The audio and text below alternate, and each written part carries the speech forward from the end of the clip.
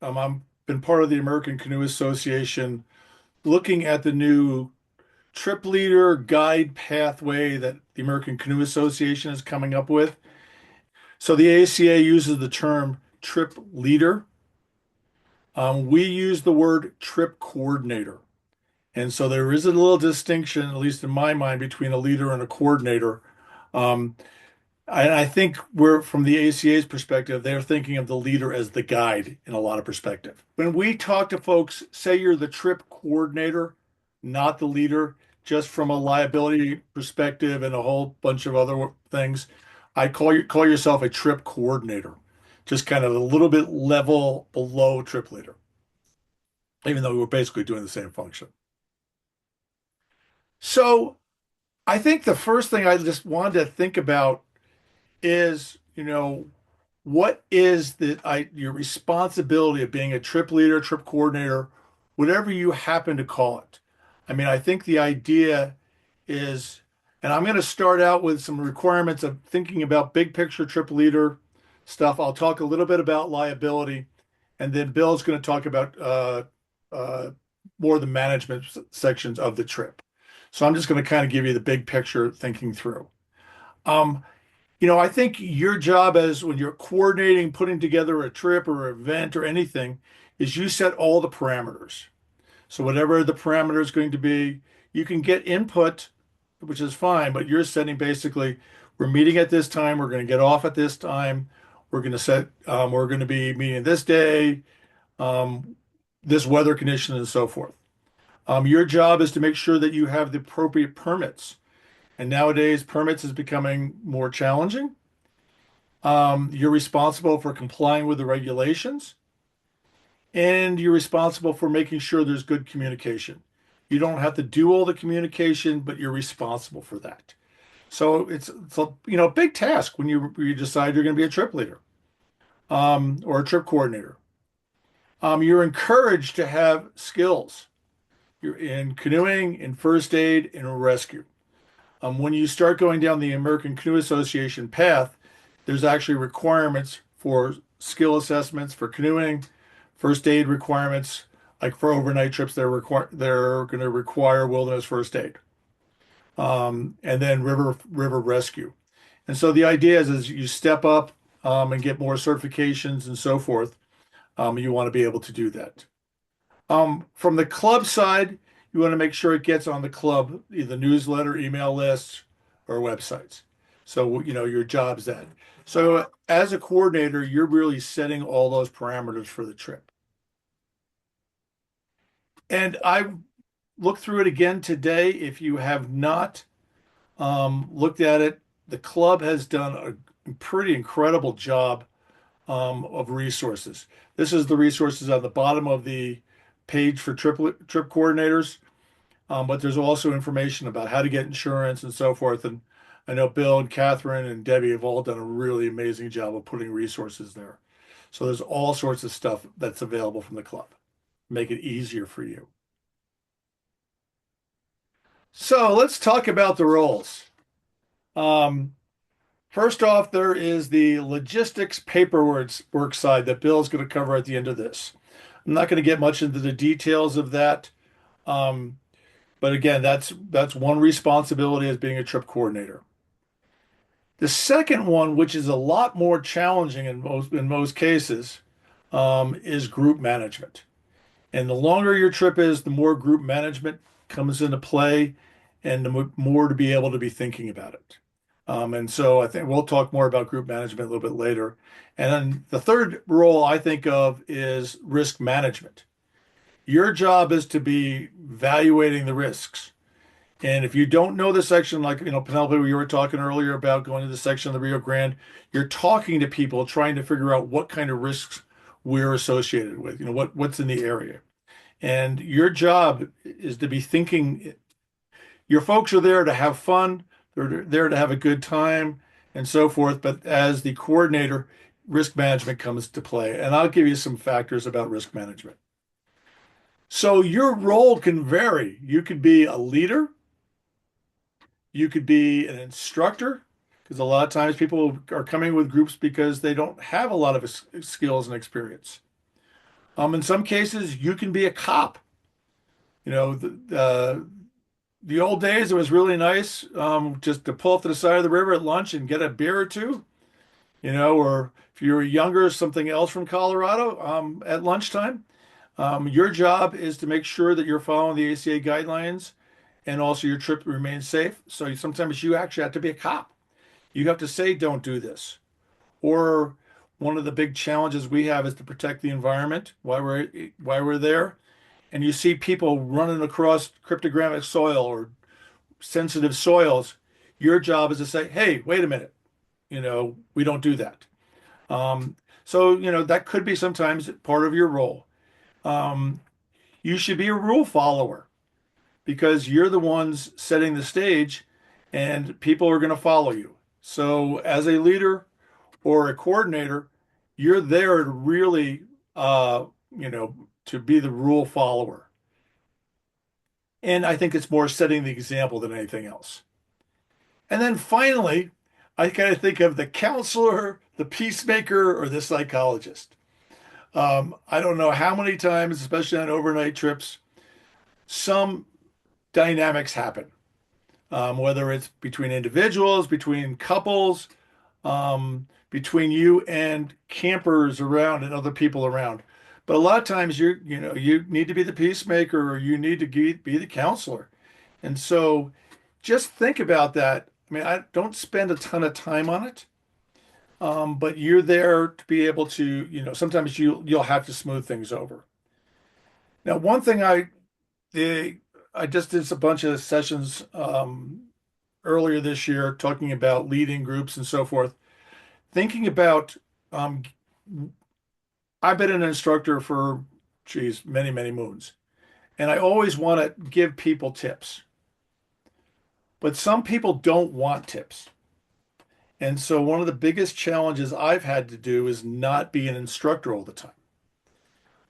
The same as if you're a counselor or a peacemaker, sometimes it's not, you don't want to jump in. And so when you jump in, you got to be careful and very considerate about people.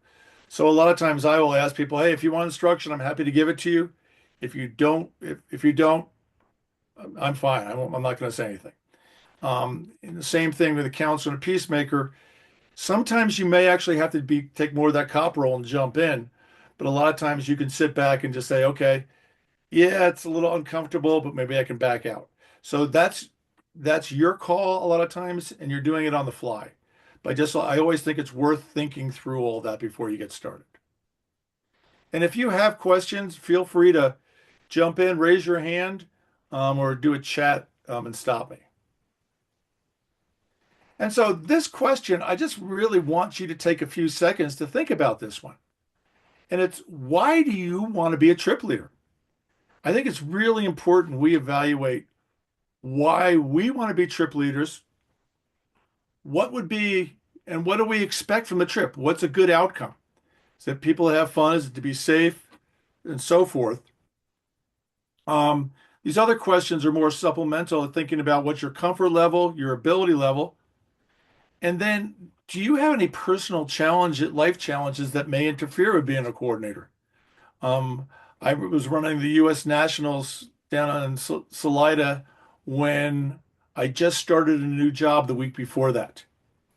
Um, and trying to balance high water, people coming from all over the country, and my job was a little stressful and made it a little challenging for me and the people. So be thinking about it. What I'd like to do is just open it up for a second. I've talked long enough. I'd like to hear from the first two questions. If folks, I'd like to hear a little bit from everybody. And Roger, if you want to put it in chat, but why do you want to be a trip leader? Or for you, what outcome are you looking for when you lead trips? So let's open that up a little bit for some discussion.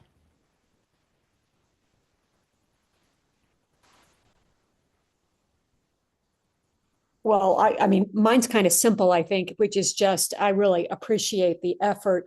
It's a lot of work to be a trip coordinator. And it for me, it's part of the maybe give back or step up that I like to see in the club, and I want to be a part of that.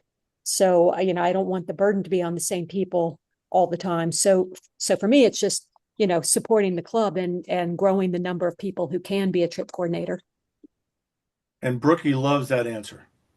And I would jump in and say ditto, because and that's also how I do appreciate that. And that's also how I feel. I want to be able to go on other people's trips. And I feel like it's only fair to try to provide some service myself. And to answer the what would be a great outcome for me is people are happy at the end and they got most of their needs and desires satisfied, because I think I've realized that not everybody can get everything, but if you can get a lot, then I feel good about that. Great. Anybody else? Well, I'll just mention that, I actually was leading outdoor trips before I got involved in paddling. And my original goal with that, and still remains, is that it's a good way to get to know people that do the kind of things that you like to do. And so that's really one good reason to be a trip leader. Another is to share the outdoors with other people, because we live in a really cool place with lots and lots of outdoor activities available to us. So that would be that. And of course, the good outcomes would be, yeah, everybody had fun, even on a challenging trip. And everybody, it was a safe trip. Cool. Thank you. Stephen. Yeah, I like the way you put it, Ann. I used to lead backpacking trips, and I would think that while we're doing those, I found that if people go backpacking, they'll probably be somebody I can be friends with. We'll get along pretty well in most cases. And I think with paddling, it's kind of the same. If people paddle, they're probably the kind of people that you want to spend time with and give back to. So I think uh, it'd be there's more logistics probably than backpacking, so it'd be also a chance to grow in the outdoor leadership. Great. And I see Roger put in here, I enjoy sharing my favorite rivers and would like to explore more far-flung destinations. We'll get you with Mount Bozak and Tracy and Janet, which have some quite interesting experiences. Sure, I think you know them probably already. Yeah. Um, and for me, just a little one thing that I haven't heard come out, but for me, I like trips run well. And I've been doing it a long time, and I've gone on some good trips and I've gone on some bad trips. And sometimes I'll take the lead just because I like to make sure the trip is run well. But it's important to have that motivation, understanding. I mean, I love instruction, I love sharing, I like to give back. But sometimes I also really, one thing that I have to watch out is I really like to make sure things are done well on trips, that we get started on shuttle time and all these things, because I ran commercial for many years and I have a lot of that thinking in mind. But that's a motivation for me to be considering as I put this for a bunch of people that are just there to have fun, and I want to make sure we're on time and all these other things. So I just have to. That's why I go through this process. Anyone else have anything else to share?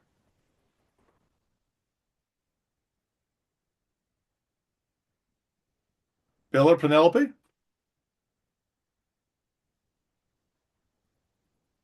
Um, I think a lot of the key points have been hit, and also I didn't want to take up too much time, but I really look at organizing and making trips happen as enlightened self-interest, because it means I get to go on a trip, and I know it's one I'm going to enjoy because I made it up.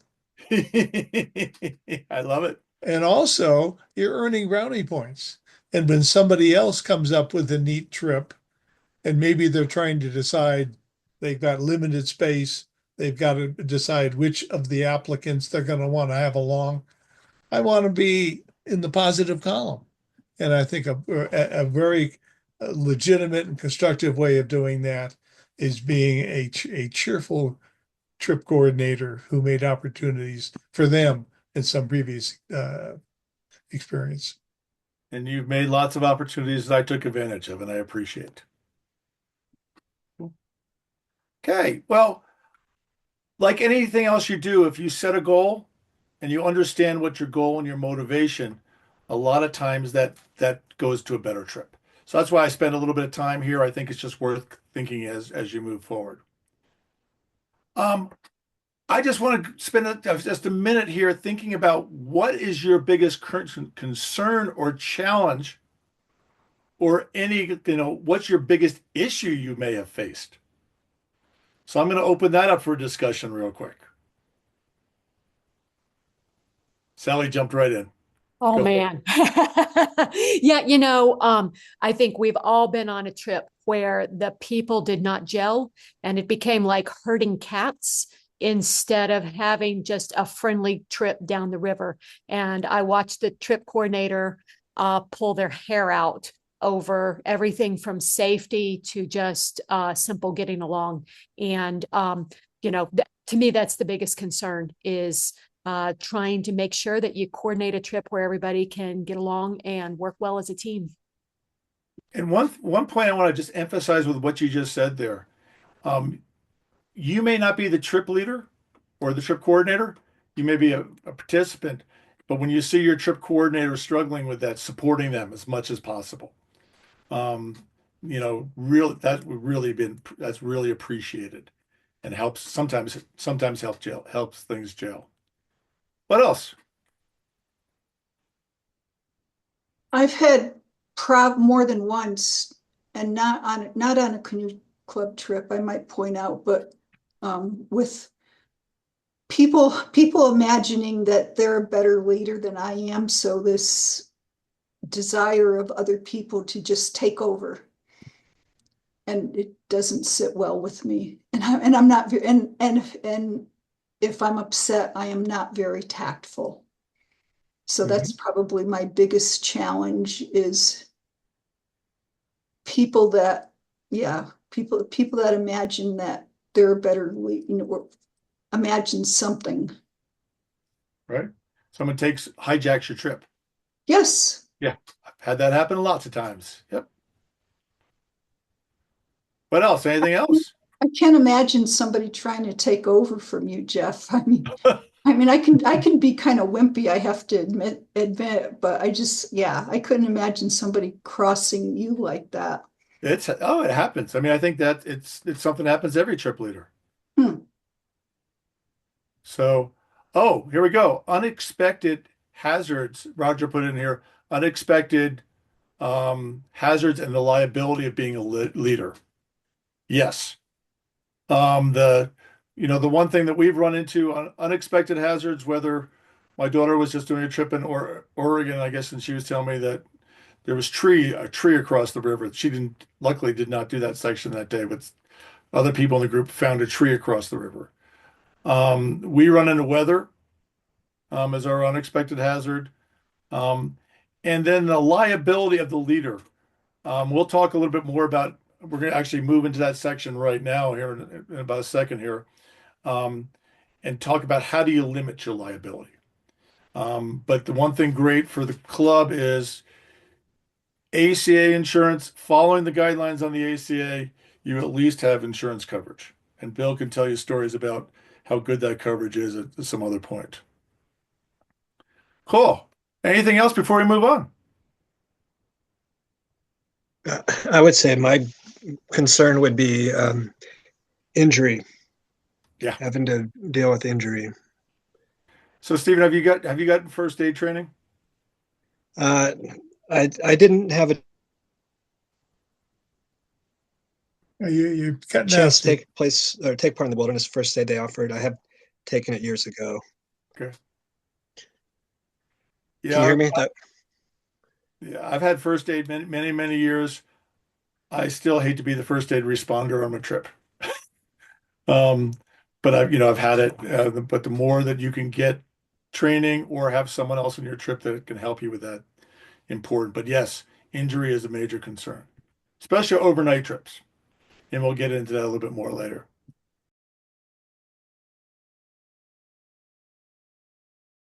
I'm going to do a quick primer on risk management. And I do this for the canoe instructors for the American Canoe Association. It's based on a presentation, and I've talked to and shared information with Will Leverett. He's a guy who works for insurance companies, and he represents a lot of the rafting companies and outfitters and so forth from the insurance industry. And so he has this great presentation about the 6 points of the most commonly reasons why people get sued. And this is geared towards outfitters and guiding services more than risk management from the club perspective. But I kind of think if we think about it from the best practice, then we can think about how we can keep it within our level as trip coordinator. So the first allegation, the plaintiff who is suing for damages, alleges that they were not properly informed of the dangers of the activity. And so people will say, hey, you didn't tell me that this was going to be, cold water, whatever. Um, I think we have a couple things that we can do. So I'll give you the allegation, and then I'll give you a couple of the solutions you have. So the first is making sure everybody has a waiver. And waivers, for a lot of cases, most cases, do start hold up. And the waivers basically says people acknowledge the risks. The one trick with the waiver is if you have not read a waiver, it's always insightful. I make my instructors read the waiver at the start of all of our classes because it really is insightful to see what people are actually signing because people don't read waivers anymore. Your responsibility is to make sure people have time to read the waiver, not that they read the waiver. So if you send them the waiver before your trip and make sure they sign it or make sure they've already signed the club waiver, you're really golden. If you're putting on in 2 minutes and you say, here's the waiver, sign it right now, okay, it could invalidate the waiver. So just make sure they have time and an opportunity to review it if they choose to. And occasionally you will have a lawyer on your trip that will say, well, I can't sign this clause. I want to scratch this out. And you have to say, I cannot grant you permission to cross that out. If you want to cross that out, and you can't sign it without it, you cannot go on my trip.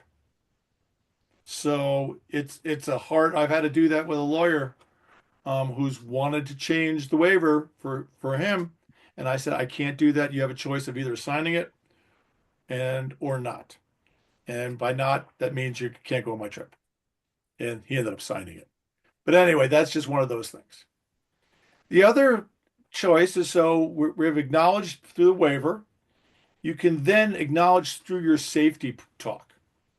And on the club website, I have a checklist that I use. I actually give it to a participant and I have them check off that I covered each one of these items on the safety list. So if I'm really being careful, you have them check it off. I learned this from a rafting company. They give it to one of their customers and they have them sign it and have a witness sign it. That you check, like I talked about the river, the conditions, the sun, wearing sunscreen, all whatever. It's on my list. And yeah, people check it out. The last one is pointing out signage. Any river that we go on that has signage you have to put in that talks about the risks. It's great. And it's very as simple as, hey, some of the risks of the river are posted on that sign. Take a look at it. You're again getting better coverage by saying you've made people informed. Pretty simple. Okay, this one's probably the easiest allegation, and it's the most common allegation. The next one, the plaintiff did not receive proper instruction as what to do in the prevent of a mishap or in the event of a mishap. Okay. This one we start running into some challenges on here, because this is either you having some instruction and being able to give them some instruction, in what to do in the event of it happens. As a trip coordinator for the club, it's a little bit harder because we're all coming with different levels of experience and so forth. We talk a lot about lead boats and sweep boats, and what happens if someone flips over. But having a discussion with it, is pretty important to have that, as people getting started. And our biggest challenge is we have cold water, very cold water, and we have to make sure we get people out of the water pretty quickly in almost all cases. And so that's kind of like, what do you do in the event of this? Well, it's great to bail out your boat and da da da da. I may want you to get to shore quickly, or we'll tow you to shore, or whatever it happens to be. But be thinking about this, to be able to, so that people can have some instructions what happens when they flip over. Oops. The third one, it was the guide's fault. And as being a guide, that was always the challenge that I ran into. Best of it is you have some training. And right by coming to this today, you're already a step above no training, or again, whatever training you have. This is on your resume. This is on what you've done. You've gone to a trip coordinators class where we've talked about some of these issues. So you're getting more aware of the practices and the standards. You're getting some training. But one of the biggest challenges that we run into is when people decide to go beyond the accepted standards. So, for example, you're on a flat water trip and there is one waterfall that somebody wants to run. Okay. If you encourage people and push people to run that waterfall, you're beyond what happens. If people want to make a conscious decision to run that waterfall, you have to figure out how that's going to fit within with the way you can handle it with a trip. Um, you know, so, and you mentioned when people sometimes want to take over for me on the trip, I will come to a really hard rapid and say, I'm portaging. And people are like, no, I want to run it. Okay. I think we all should run it. I'm like, no, I'm going to portage. But you may want to, if you run it, let us get safety set up or whatever it happens to be. But you got to be within accepted standards. So the more you know about the standards that we have and so forth, the better off you are. It's better well be protected. Hey, Yes, Jeff, Sally. can I ask a question about Sure, this? please. Okay, so it was the guide's fault. So I just want to clarify as a term of art, I would say that I am a trip coordinator. I am not a guide. This is not a guided trip. Yep. And so I'm just curious both if that holds up, and I guess the corollary to that is, do you have individual liability if you are coordinating a trip? Yeah. So I think first off, and we can have more of Bill jump in also. First off, you were covered as a trip coordinator under the ACA insurance policy, as long as you follow the kind of the basic requirements of the ACA. So you do have liability insurance. That doesn't mean that people still are not going to try to go after you. It being the guide's fault may not fit on you because you're not really. We tried not to let ACA put the word guide into the new curriculum, but I lost in the voting. Oh, okay. And so the word guide appears. That's a loaded term. It is. Yep. I mean, it is suggestive of a much higher standard of proficiency, Yes. and also water leadership than trip coordinator. Yep. And trip leader has that same. So it's coordinator's got a low level, leader is a little higher, and a guide is even a higher level. So depending on what you get called, That's just a little bit. I'm not saying this is this is going to happen to you as a trip coordinator, or this allegation will occur against you. My job is to get you thinking, just like, okay, the more I can have training and best practices, the better I'm protected, even though I've got insurance. I think that's the way I would like to look at it. Yeah, it's probably worth mentioning that the club has been around for over 50 years. And to my knowledge, there's never been a lawsuit. Yeah. So although river canoeing has inherent hazards, it's not real dangerous. And so I would hate to have people shy away from taking a position as a troop coordinator because they think that lawsuits are a significant risk. They're real, but they're very small. Yeah. Thanks, Bill. Sally? Okay, yeah. Yeah, I think that's really important. This is not a high risk to you.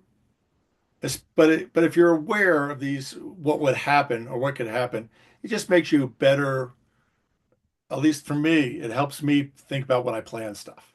So it's just something to think about. Um, the next allocation or allegation, I think that came to Stephen's kind of comment. The rescue and the evaluation after it happened was too complicated and it inflicted unreasonable stress. Um, for guides and instructors, we kind of recommend you have a written plan of action of what happens in the event. For trip coordinators, that's a lot to ask for. But I think when something happens, it can be pretty complicated to get a rescue going. And it could also be very, very difficult to be able, and people come up with all sorts of things that can actually make it worse than it happens. So again, having a written plan of action or having some training, again, protects you a little bit more in the event that, again, it happens. And I would jump in again. Here, we on that page that Jeff mentioned on our website under resources, trip organization, trip planning, there is a model safety plan. Good. It's not specific to any trip, but it involves most of the high points that you want to be thinking about. And before we're done tonight, we're going to go to that page to kind of call out things that are too lengthy for us to go over in detail tonight. Like exactly what are the ACA guidelines? What are the Rocky Mountain Canoe Club guidelines? We have them written down. They're accessible, and you'll see where to find them. And at your leisure, study them. And making a copy of the basic safety plan helps you in organizing it in your own trip. Great.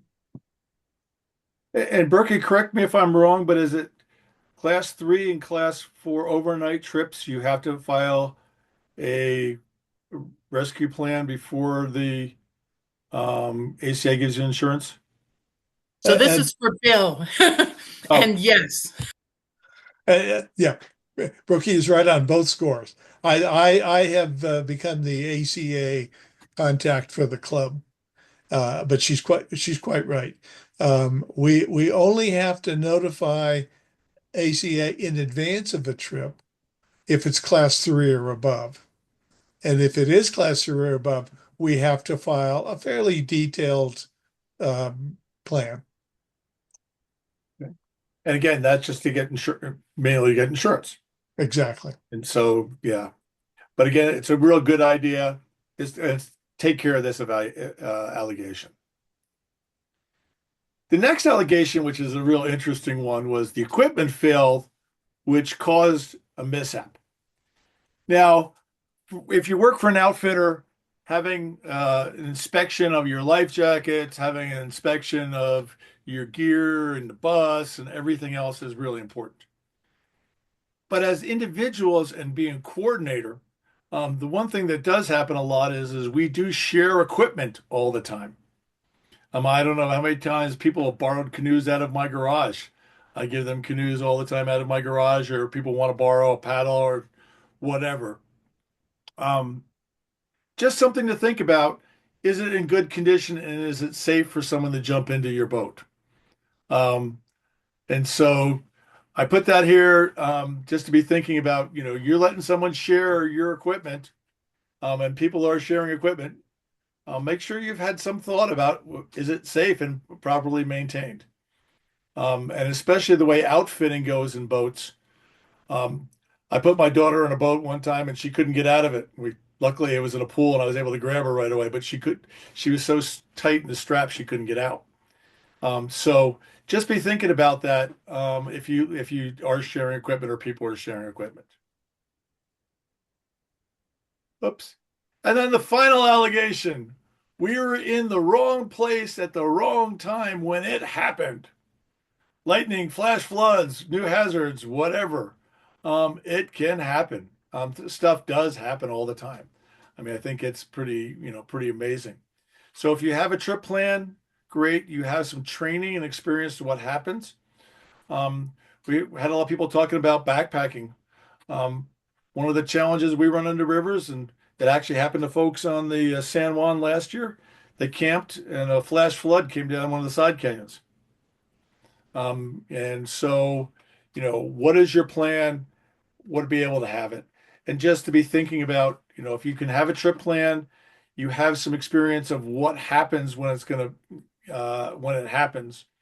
Um, Great. The one thing that we probably won't talk about as much today, but I now carry an inReach with me, a satellite communicator. I'm in the Boundary Waters. It's great. We had to check in with my mother-in-law every night. I would say this is where we're planning on going tomorrow. This is where we are tonight. Here, and so someone always had that with me every night, just in case something happened. And we had a schedule set up, and I did with an inReach. And so the more you can be able to have that, you're ready for when it happens.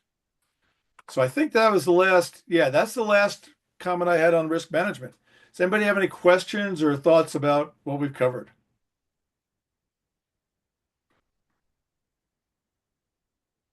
Just a thought. In mountaineering, we're taught to evaluate risk on two factors. What is the likelihood that the risk will arise? And the other is, what is the consequences of it?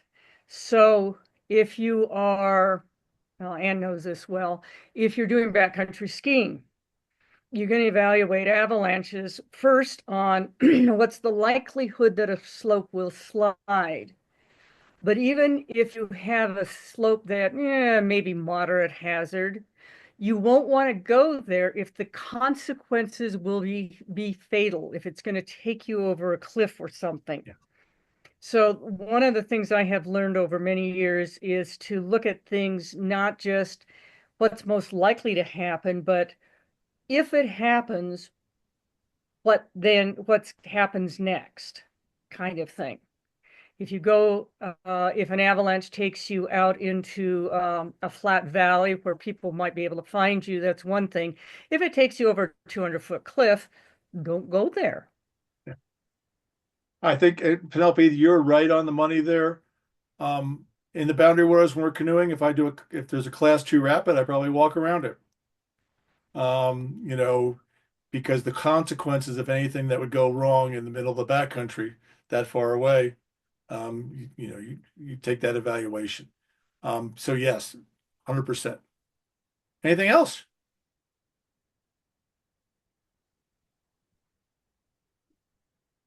I had a quick question. Is there a requirement to report a mishap, injury, accident, etc., if it occurs? Bill, I'll let you from the club. That kind of falls under rules and regulations of the club, and we don't have any. Pooter is going through there right now. They don't either, and they're formulating, rules for things like that. And informally, I would say yes, but I actually can't point to a red letter regulation in the club's uh, um, library. that says, in what situations do you need to report and what do you don't? Because obviously it's a continuum. Somebody burns, somebody gets a minor burn at the campfire. Are you going to report that? No. Somebody capsizes and gets their boat bailed and back on the river in 20 minutes. You going to report that? No. Somebody's, fractures a limb and has to be evacuated and seek medical care. That's going to be reported back to the club.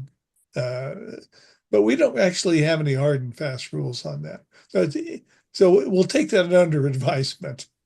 I'm not going to commit the club to things that the officers haven't discussed. Yeah. And when you work commercially, you have accident reports. You actually usually have a form with you or something along that lines. Again, trip coordinators, we do not, as Bill mentioned. One thing I would highly recommend, any chance you can, is document as much as possible if you think there's anything that you need to worry about. And so nowadays, with being able to record on your cell phone, voice discussions, or getting video, or pictures, whatever, it's so much greater today to protect yourself if you can go ahead and get any documentation. And so if you work for a commercial company, there will be a form for that documentation. But again, for us, we do not have it. But again, I would say get your documentation just in case.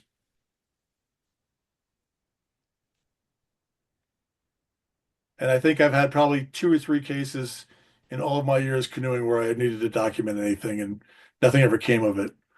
But it was, someone got actually in almost all cases, it was fairly minor injuries. A couple boats that got bad injuries, but that's a different story. Yeah. Anything else? Bill, I'm going to stop sharing then, and I'm going to turn it over to you. Okay. So getting into some of the logistics of putting a trip together, we're going to want to answer these questions. Where do you want to go? What's the water like? And so forth. So the first question is, well, where do you want to go? Is this a multi-day trip? Is this car camping? Is this tripping where you're many days on the river? All of these are questions that you're going to want to answer as you put together this trip that you've been thinking about. And one of those questions is what type of water?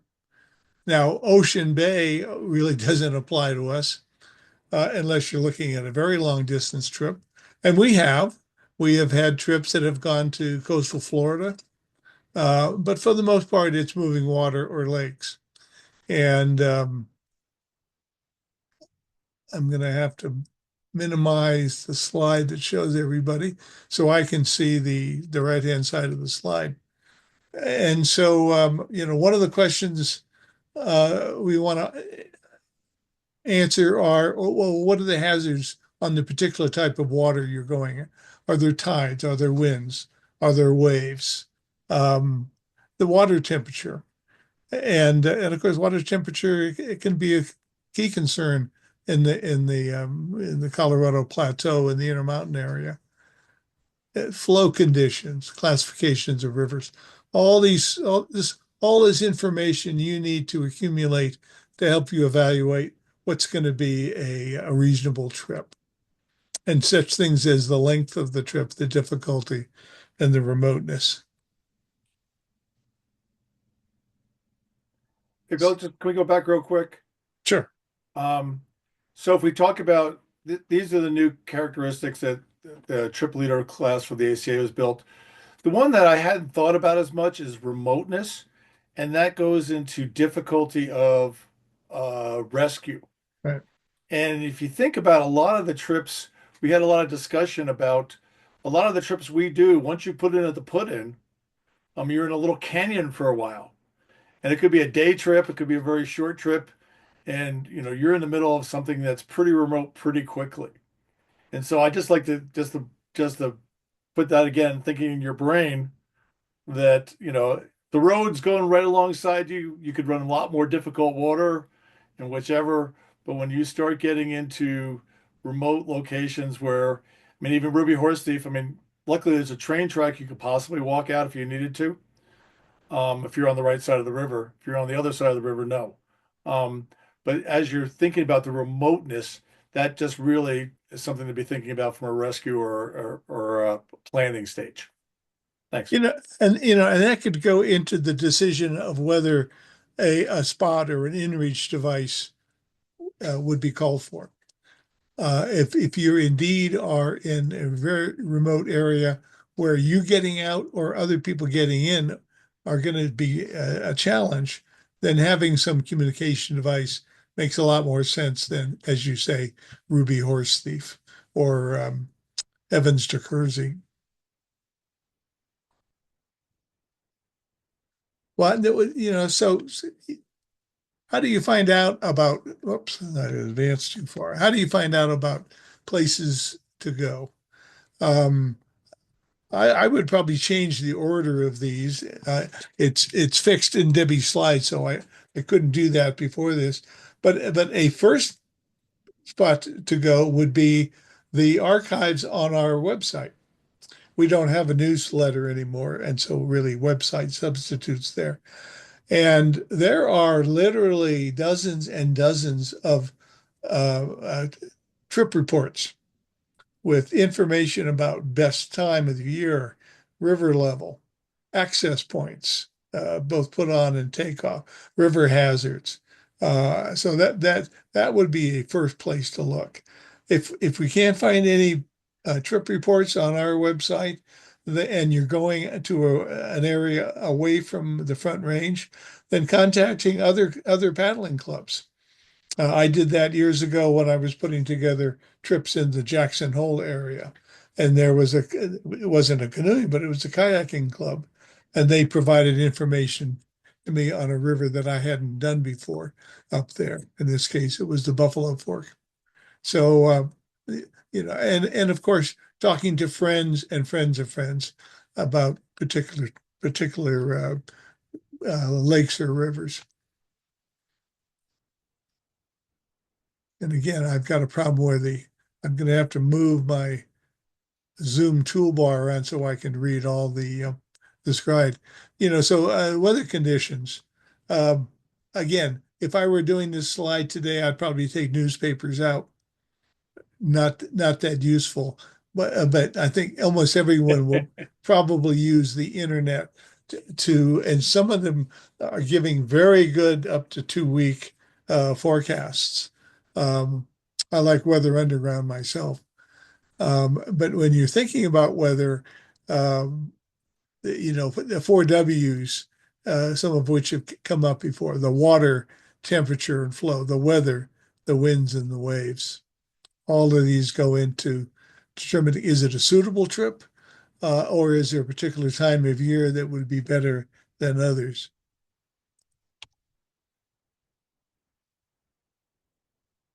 And something we don't think about too much, but land conditions. Um, is willow or tamarisk completely obstructing the bank where you think you're going to want to camp?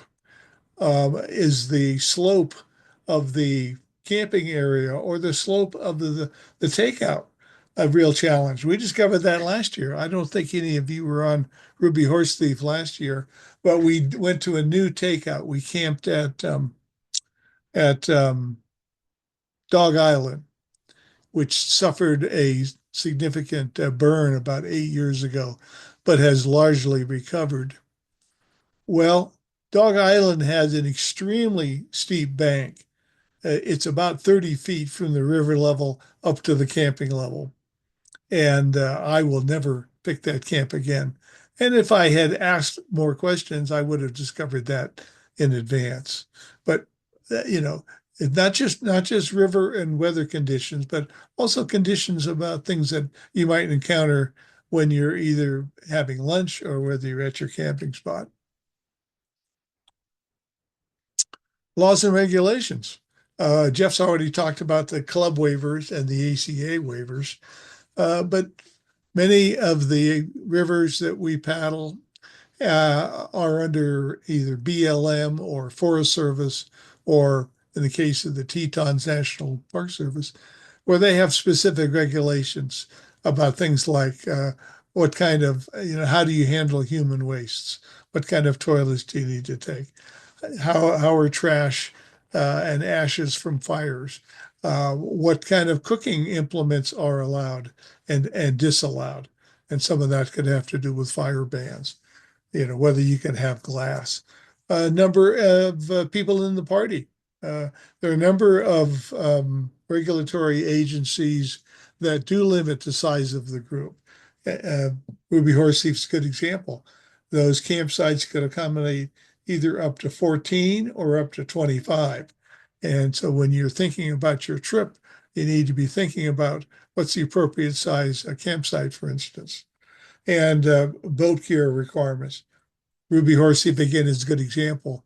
BLM publishes a list of required equipment that each group may have in terms of how many paddles per boats, how many throw ropes, what kind of PFDs are acceptable. Do you need a fire pan, even though you're not planning on having fires? So all of that information has to be gleaned, and either you or somebody you designate on your trip needs to be getting that information and then communicating it to the paddlers. Well, this is one we kind of talked about before, the who.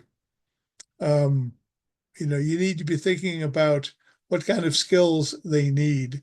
What kind of skills do you need from your group? Let's say you don't have a wilderness first aid background, but you'd like to have that. So you need to be asking your people to see who's proficient, who feels comfortable in addressing medical emergencies, probably minor ones, but nonetheless. And a real big one, and this kind of goes to somebody taking over your trip that Anne brought up, is how do you, let's be frank, weed out people that you don't want on your trip? And that's a perfectly legitimate question, because this is your trip. And if there are people who you determine would have a significant negative effect, either because of their ability or their attitude or something else, you are absolutely empowered to disqualify them. I'll give you an example. And Anne was on this trip. These were a series of day trips. We were car camping, and somebody, a member of a couple, showed up with an absolute inability to control their boat. And we were taking extraordinarily large amount of time in getting the person off sandbars and getting them back into their boat, putting our own people at risk and delaying the whole group. And so the next morning, I went to the couple and I essentially benched that paddler. I did it as gently as I could and let them understand exactly why, but they were a risk to the group. And as trip coordinator, I had the responsibility to address that. I didn't make any friends that day among that couple. I made a lot of friends among the people who paddled that day. And ask a question. What kind of questions would you ask if you had somebody who you didn't know who wanted to join the trip? And it was not just Macintosh Lake, where you were going to be on the water for 2 hours, and it could be Jack the Ripper, and it wouldn't negatively affect the trip. But let's say it's a weekend trip where you're going to be doing an overnight, and you want to be confident that everybody coming along has the ability and has the attitude to do it. So, anybody, any questions, Anne? I'll go, because on this one particular trip, where this person tried to take over, it was a couple.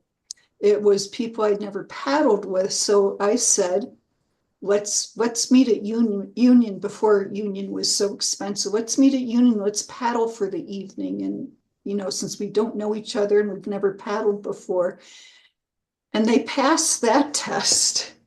But once on, and the outing was from Green River, Wyoming, down into Flaming Gorge and taking out at one of the North End takeouts there. And like I said, I didn't know this person, and I was just, I didn't handle it well, I might point out. So, but even though I did my best to try and see if they were compatible, it just didn't work out. And so I don't have a good answer for that. But of course, except going forward, I would probably not have those people on the trip. And the same thing, and when the same situation happened when somebody took over the trip, and it was at the very end of the trip that I don't know what was going on, but I think in retrospect, I should have just, drawn the line in the sand and just said, no, this is how we're going to do it. And of course, at that point, you can tell people, well, if you don't, you can excuse yourself from the trip and do whatever you want. I think, and in that case, that particular one was on Lake Powell, and it's not like they couldn't have paddled out themselves or anything like that. So I think it could have been an appropriate response. No, you don't have to paddle with me. And you can do what you want. But I think you raised a very good point. Was there's no guarantee. You can do great screening. You can get letters of recommendation from the president of the American Canoe Association, and you can still end up with incompatible people. But you can take steps that can minimize that. Any other ideas on how you might, again, minimize the risk of an incompatible participant? So when Debbie, when I went on a first trip with Debbie, and she did not know me. So we started with just what was my paddle experience. And then I jumped in as fast as I could to here are other people in the club whom I know and whom I've been friends with for a long time, so that she could get a character reference. So that would be an obvious one. I don't know and I don't know how deep you go, but I guess I'd be worried about this. So I might just ask a little bit about, how do you see your style on the river? Can you tell me about an incident where things went wrong, and kind of how did you handle it? What was your role? How do you think the trip leader did in handling it? And, just sort of searching for characteristics of team player and supporting, rather than trying to step in and take over in the middle of the emergency or whatever. Oh, Jeff, that was a category you should put back on your early slide. HR director. Yeah. I do have one comment. I don't want to take everybody's time, but one of the things that none of the paddling clubs I've belonged to do, but what for those of you who've been in Colorado Mountain Club do, they not only do leadership training, they do participant training. And in the participant training, it's like, here's what you do, here's how you behave. And one of them is you let the leader lead. I mean, obviously not to your death or anything, but you don't jump in and take over. And I remember that point being gone over time and again.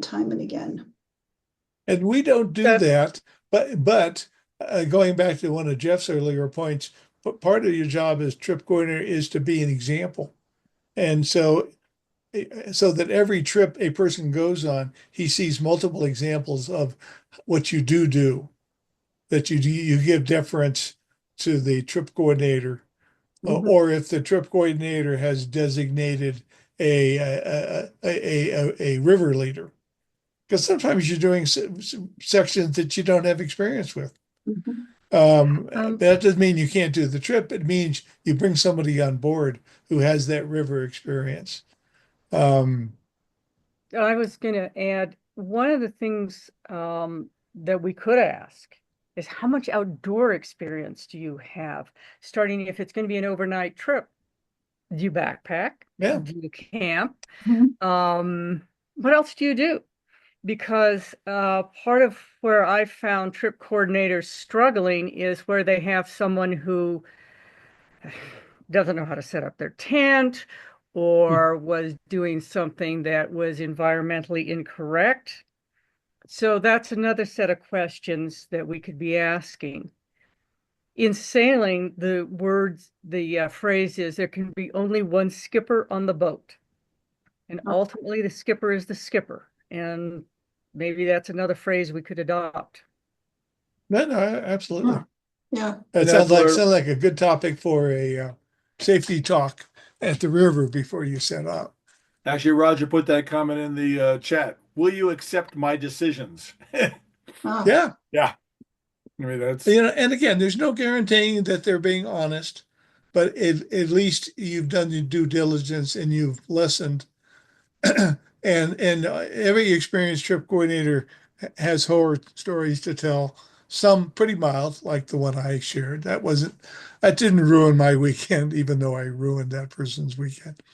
But Karen Amundsen years ago got a dinosaur Yampa permit and accepted an out-of-state person who was not a member of the club.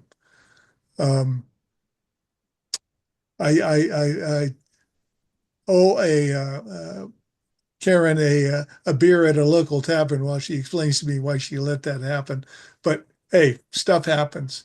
And this person turned out to be clinically, pathologically disturbed, lied about everything he told her, and seriously affected the quality of that trip. Well, obviously, she will never make that mistake again. And she does a very thorough job on vetting people now that she doesn't know. So let me just summarize. Um, what's your experience? How would you handle a situation like X? What rivers have you paddled? Who do we know in common that I can ask about your paddling abilities and paddling experience? And those will get you a long way. No guarantee, but and I don't know, Jeff. I've probably done in 17 years. I've probably done an average of 5 or 6 trips a year that I have either been coordinator for or been on. And I probably had 3 bad experiences, and none of them were terrible, but other than wonderful experiences. So it doesn't happen a lot, and when it happens, it's usually not terrible. But if you can nip it in the bud, everybody on your trip will benefit. so don't take this the wrong way, any person here, but I always tell my wife that the canoe club is made up with a bunch of eccentric, little off people, and I like people that are a little off. Um, but I think that's we're all a little we're different, and I think that's one of the reasons why we all go to this sport.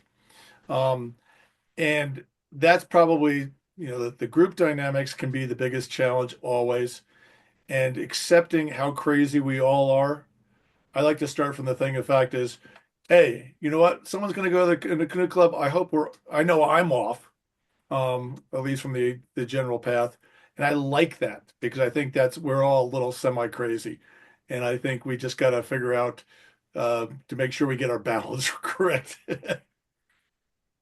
Well, and I'd throw in, Sally brought it up, and you are the getting a little sense ahead of time of the compatibility of the off. So Sally mentioned trip style, and I think it's, as when I coordinate, I try and want to continue to try harder to be really clear about, this is my style. And different people have different styles. Are we going to be up and I want to be on the river at 7 a.m.? Or are we going to do a trip and we're going to cook pancakes for breakfast and be on by 11? And I want to be clear about that with people to start with. And I had someone, I wanted to go on someone's trip, and I've always thought of it as the coordinator describes the style and then you agree or you don't agree. But I had someone whose trip I wanted to go on, and they asked me what was my style. And I thought, oh, well, here goes. And I hope so. I didn't get to say, oh, yeah, whatever you say is okay. I shared my style. And fortunately, she said, yep, that's mine too. But that, and some of that I think makes it so that I don't know if that was her intention of asking me first so that I wasn't just like, oh, yeah, yeah, that's fine.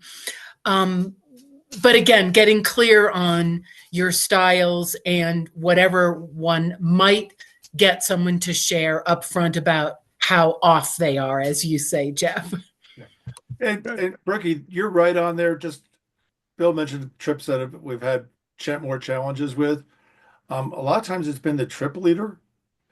We had a trip leader that didn't get out of his tent till 9 o'clock, 9:30, wasn't ready to put on the river till 11 or 12, and everybody was ready at 9 o'clock to go. We also had a trip leader that showed up, 2 hours or an hour late from the time we were supposed to put on, and then took another hour to an hour and a half to get their gear ready and everybody else was ready. And so, as a trip leader, your style and making sure that when you tell something, you live whatever you're telling everybody. Maybe we should get comment cards printed up and distribute to the club.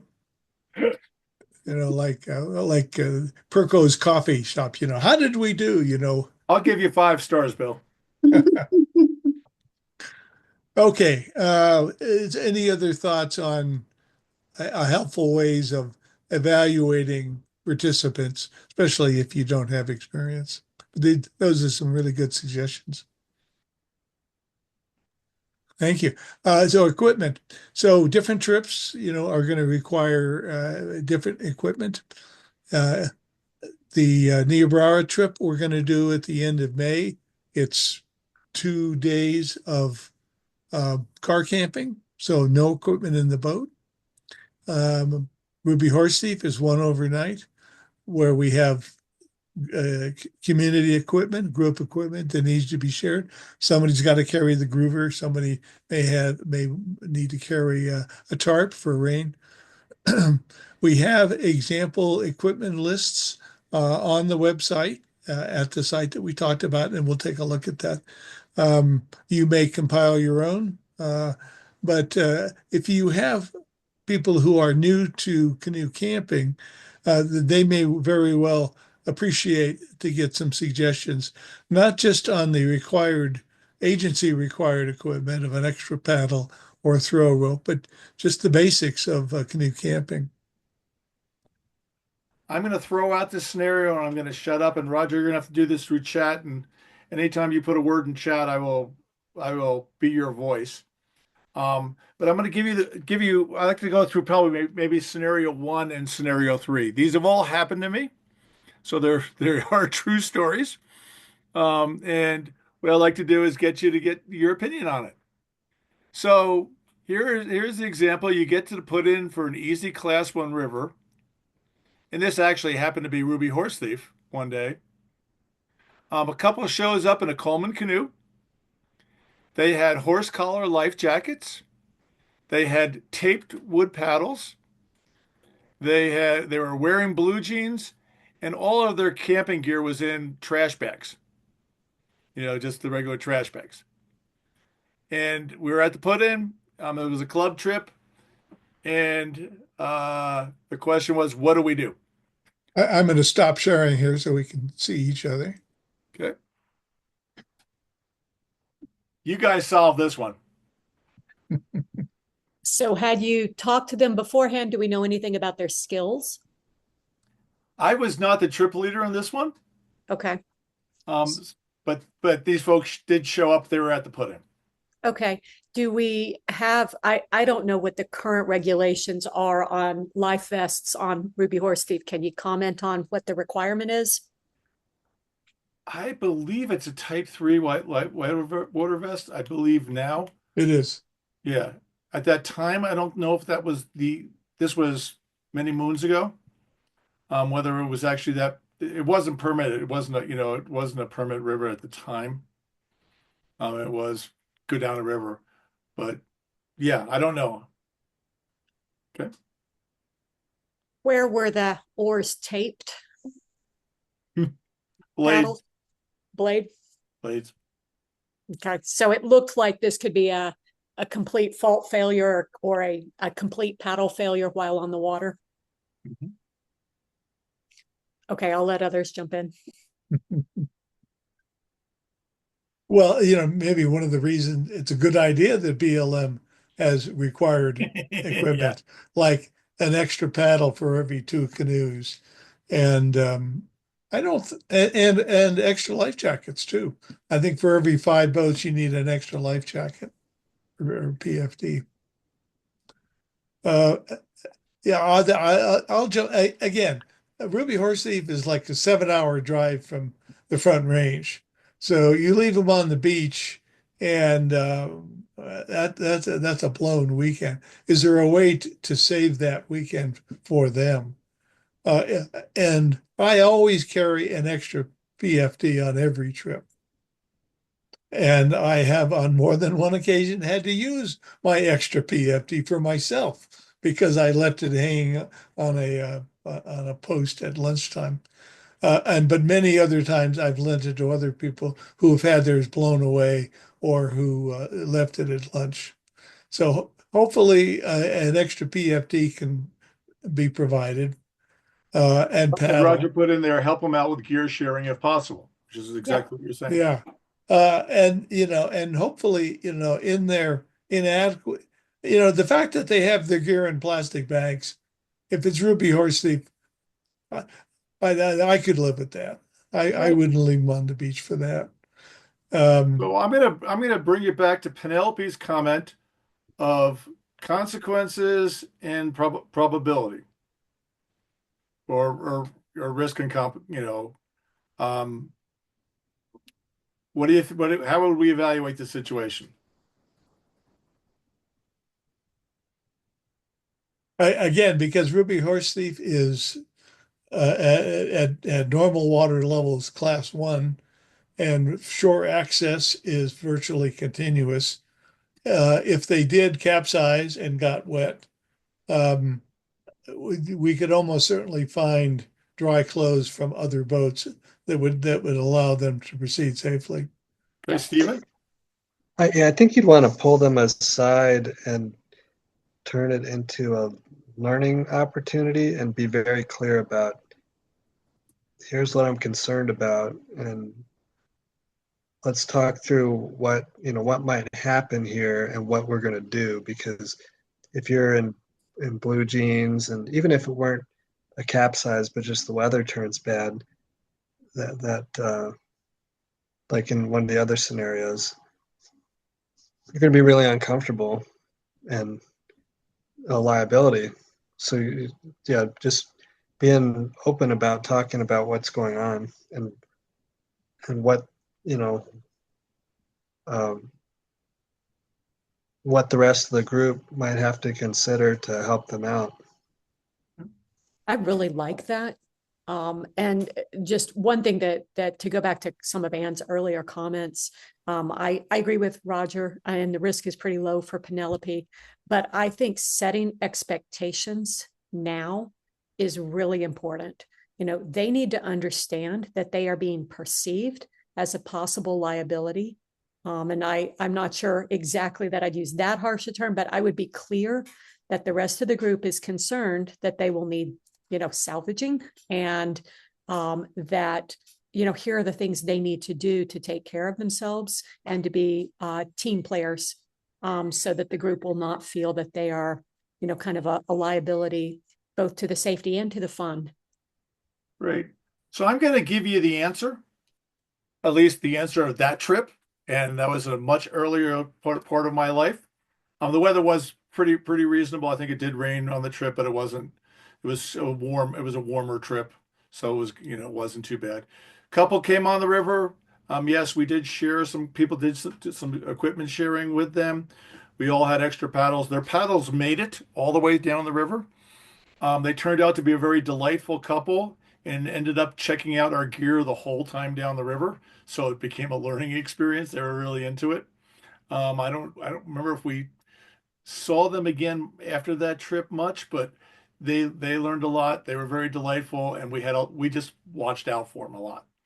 Um, but they, their clothes did get a little wet in the bags, but oh well. But they had a good trip and everybody was safe. But I bring that up as a situation where we made the decision that the consequences and the risks weren't that high. But it was a concern when they showed up. Like I'm getting my whitewater gear out, my throw bag out, and my knife on my life jacket, and they're showing up with horse collars, which was interesting. So anyway, so Roger, that I don't know if you saw the comment from Roger. He suggested that if the inadequate preparation also reflected inadequate paddling skills, maybe split them up with another tandem canoe, which is a great idea. yeah, we supported them by having someone paddle with them and give them lessons all the way down. That was me or other folks. So we did not have to split them up, but that is a great option. I've had to do that on Ruby Horse before we split people up.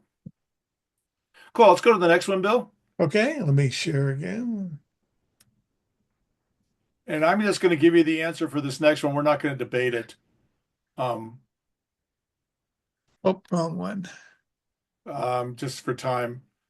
Hold on, Oops. stop sharing. Got your Gmail here, yeah. Anyway, I'll tell you the story. Here it is. Yeah. So we showed up on the New River Gorge in West Virginia. It was a class 4 river. Water was high. And we had someone show up at the put-in with all their gear ready to go. And we knew them. And they drove all the way from New Jersey to West Virginia. They showed up at the put-in. They knew that if they would have asked my permission, I would have said no. And they were ready with their gear at the put-in when our group showed up. So, of course, it's like, I'm like, we're not going to support you. We're not going to, you can't come with our group. We literally pushed off. They followed us and came down the river, got to the first major rapid, and we had to rescue them.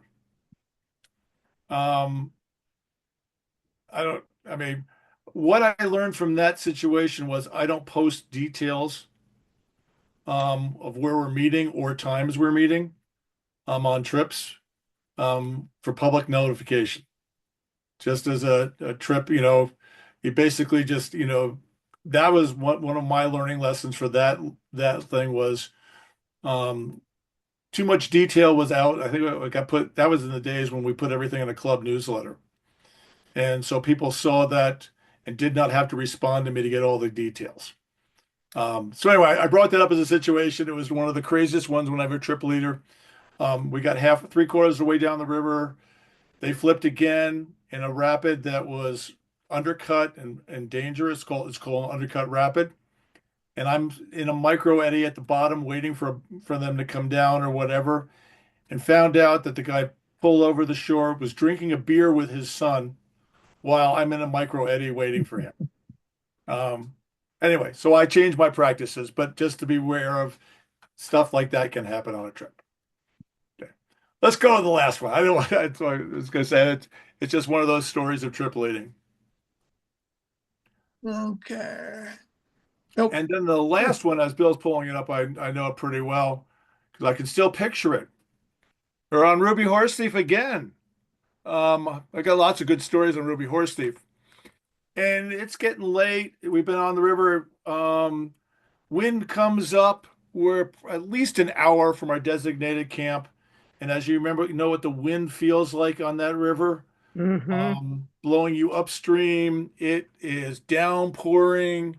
It's not going to stop anytime. And people start getting really cold and shattering. You're an hour from camp. What do you do? That is the classic risk assessment. What is the danger of staying on the river is people could get hypothermic, and then you do have an emergency situation. The risk of pulling off and camping where the rangers don't want you to is you get a ticket from the BLM, you go before a federal administrative judge, and you say, this is what happened.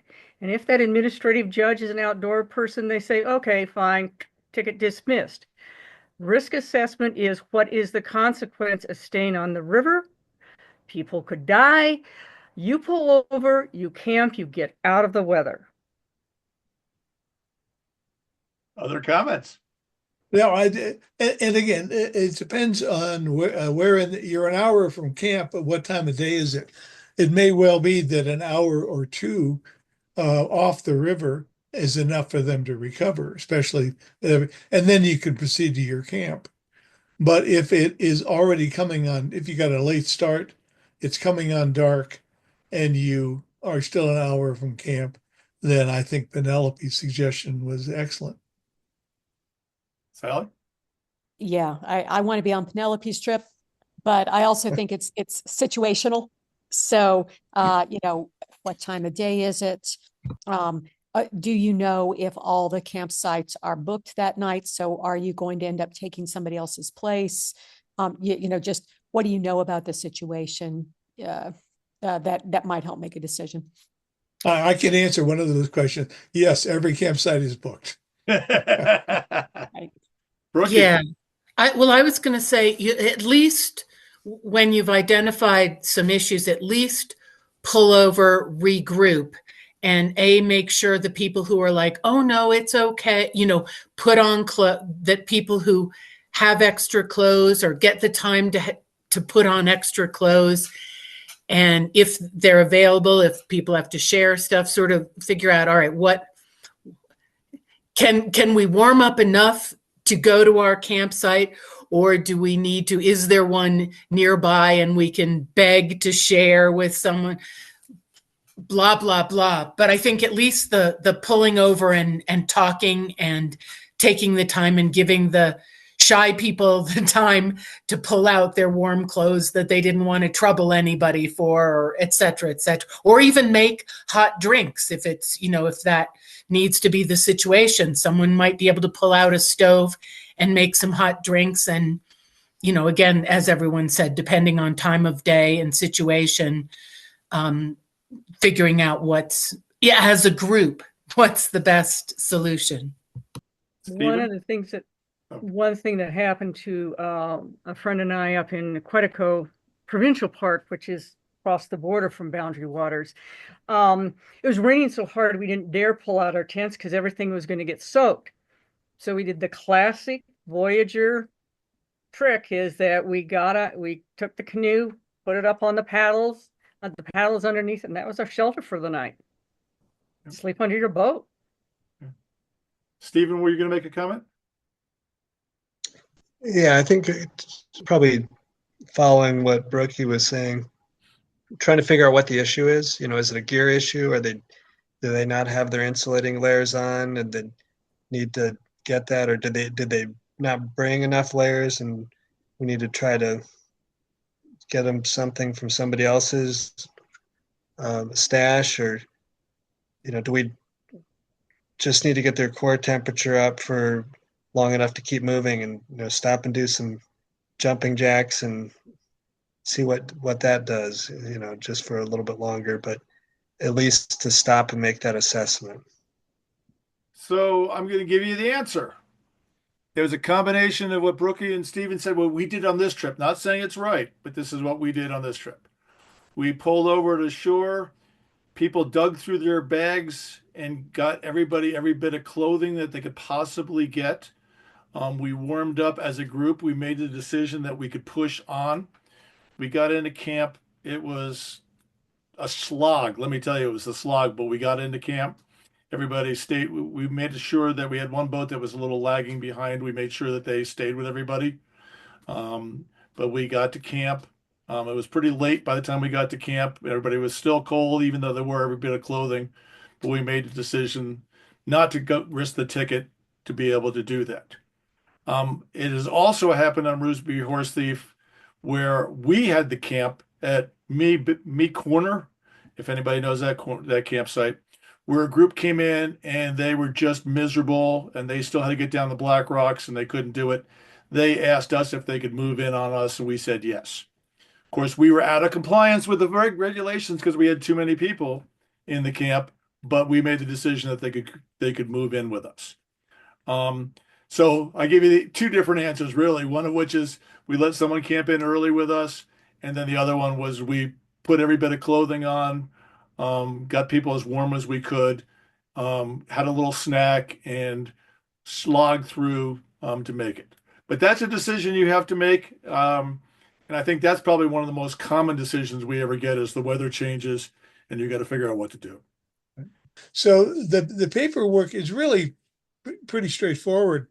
Looping all the way back to beginning envisioning your trip, we talked about putting together a trip flyer and getting it on the website calendar.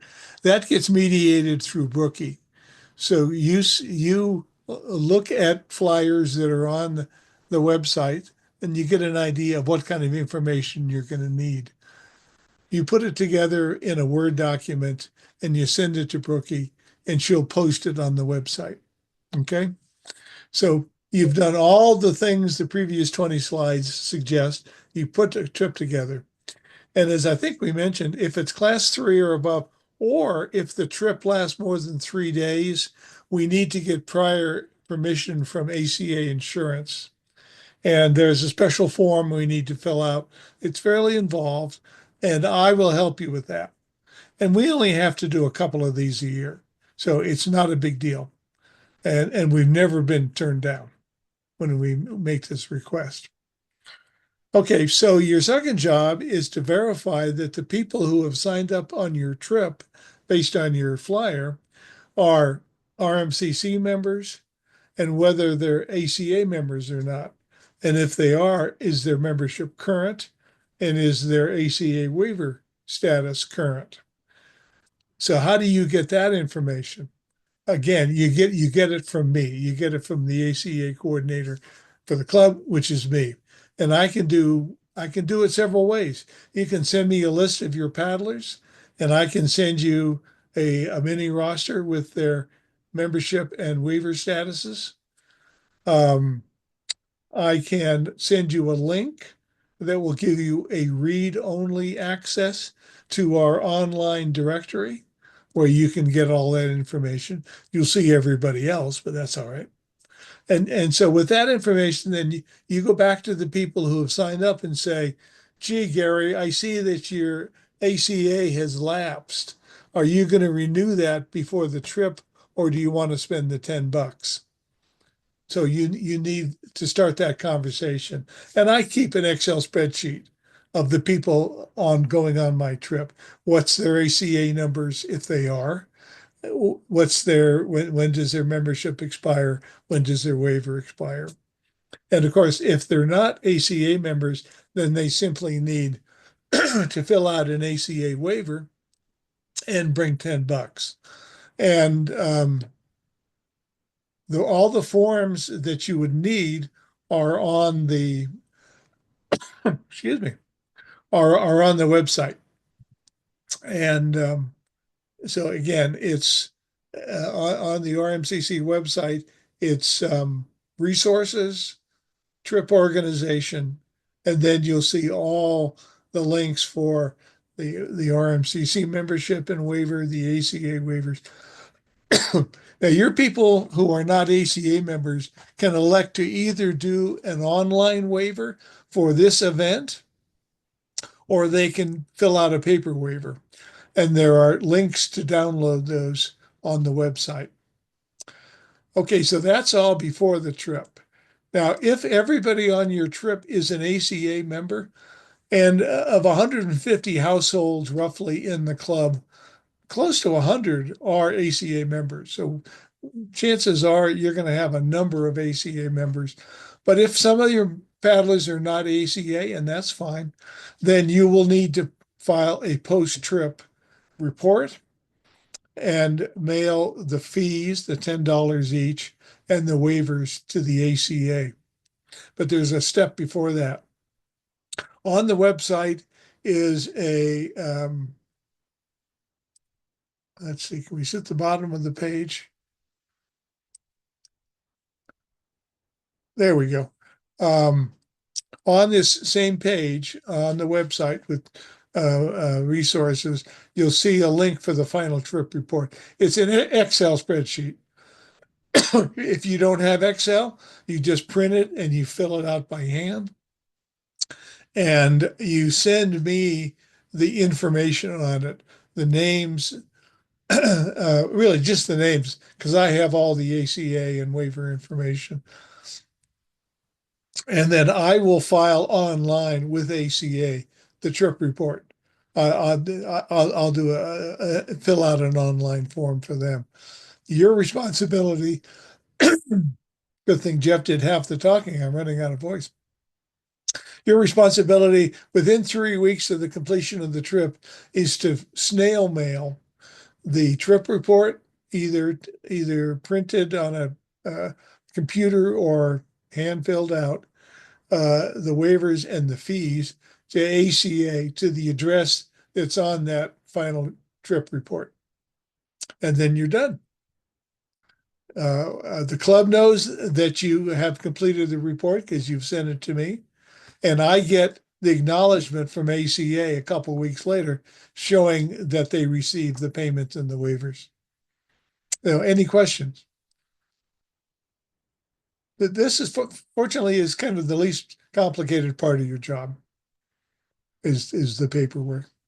And as a testimony to that, Anne can talk about her recent experience with Loggerman. Yeah, and I just have one comment there. If folks have done an online waiver, you do not have to send the waiver in with the final trip report and the fees.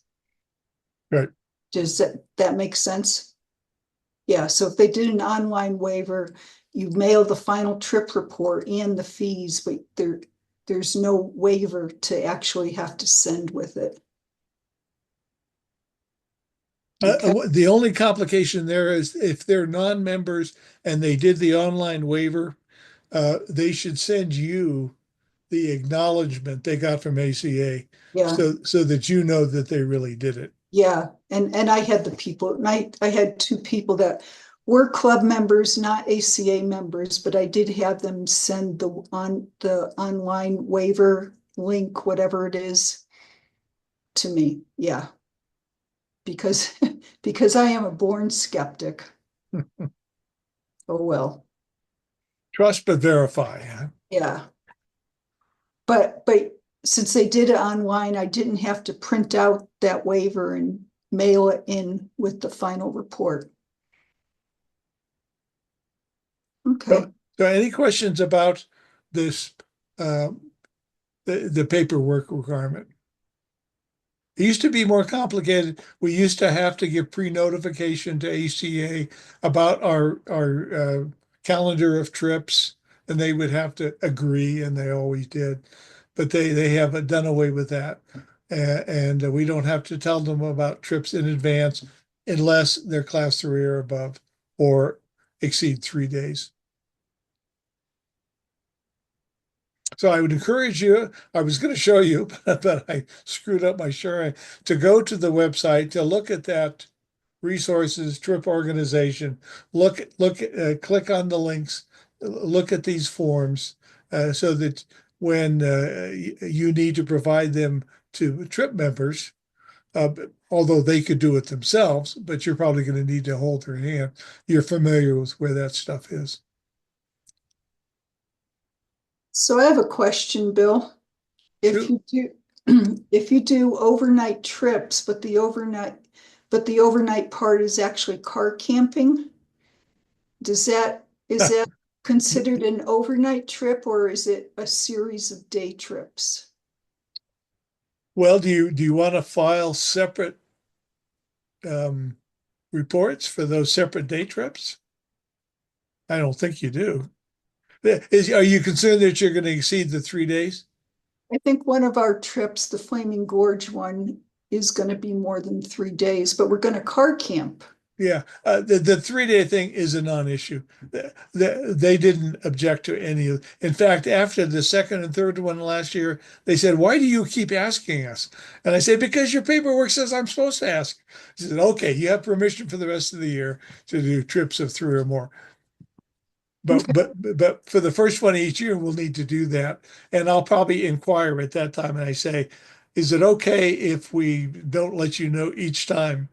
And they'll probably say, "Yeah, that's fine." Okay, well, it's, You know, where I thought you were coming was, let's say, everybody is arriving Friday afternoon and you're going to launch on Saturday. Do you count Friday as a paddling day? No. yeah, no, I wouldn't count that either. Yeah, you start from your launch day. Yeah. Well, Jeff, one of your risk analysis things, you talked about the importance, where possible, of documenting your training. I think we should create certificates to say this.